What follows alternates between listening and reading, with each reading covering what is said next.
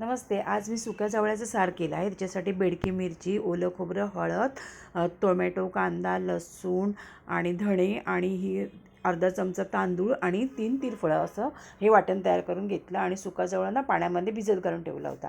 मग मी पातेल्यामध्ये तेल घातलं, लसूण घातली, कांदा, टोमॅटो परतवून घेतला आणि मग त्याच्यावरती कोथिंबीर आणि सुका चवळा पण छान परतून झाकून एक वाफ काढून घेतली आणि मग त्याच्यात हे जे तयार केलेलं वाटण होतं ना ते घालून छानपैकी असं परतवून घेतलं आणि आपल्याला किती पातळ सार हवं आहे त्याप्रमाणे मी हे सार करून घेतलं. कोकम्या घातली, चवीप्रमाणे मीठ घातलं आणि छान सार तयार करून घेतलं.